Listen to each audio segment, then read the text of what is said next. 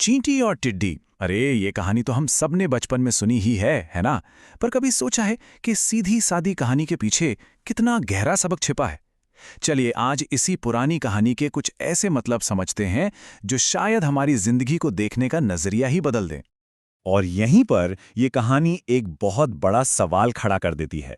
एक ऐसा सवाल जिसका सामना सच कहूं तो हम सब करते हैं कि भविष्य की तैयारी करें या फिर आज इस पल का मजा लें। इन दोनों के बीच सही तालमेल बिठाना यही तो असली चुनौती है। तो चलिए अब सीधे कहानी में चलते हैं। जरा सोचिए, गर्मी का एक खुशनुमा खिला हुआ दिन है और इस दिन मैदान में दो किरदार हैं। कहने को तो एक ही जगह पर हैं, पर दोनों की दुनिया एक दूसरे से बिल्कुल जुदा है। चारों तरफ धूप खिली है, मैदान नहाया हुआ सा लग रहा है, सब कुछ कितना सुंदर है ना? पर इसी खूबसूरती के बीच दो अलग अलग सोच, दो अलग अलग जीने के तरीके आपस में टकरा रहे थे। और ये रहे हमारे दो किरदार जिनकी सोच बिल्कुल साफ नजर आती है। एक तरफ है चींटी जो आने वाले कल के लिए मेहनत कर रही है, पसीना बहा रही है, और दूसरी तरफ है टिड्डी जो बस आज की धुन में मगन है, गाना गा रहा है, उसे किसी और चीज की कोई फिक्र ही नहीं है।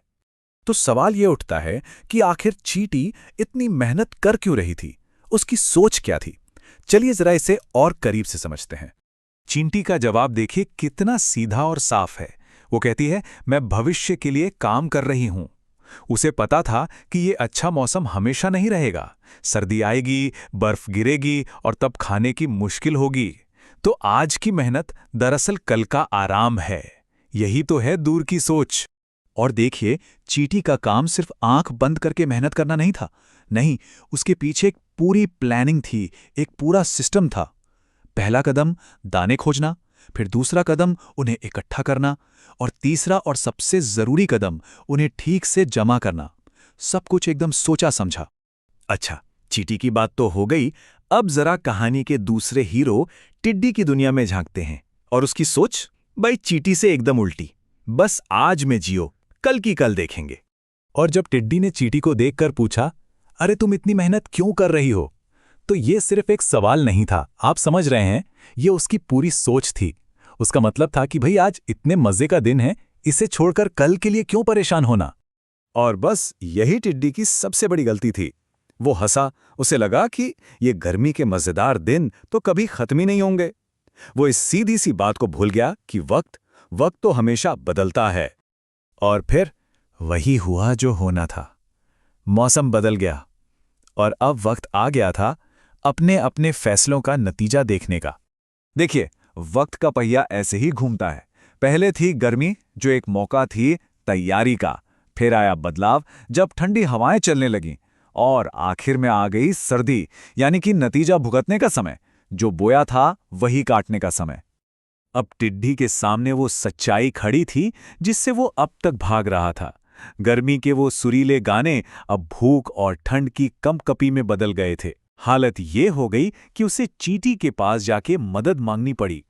और चींटी का जवाब, सच कहूं तो इसी एक लाइन में पूरी कहानी का सार छिपा है। उसने कहा, जब तुम आराम कर रही थी, मैं तब काम कर रही थी, और आज मुझे खुशी है कि मैंने आने वाले कल के लिए तैयारी की थी।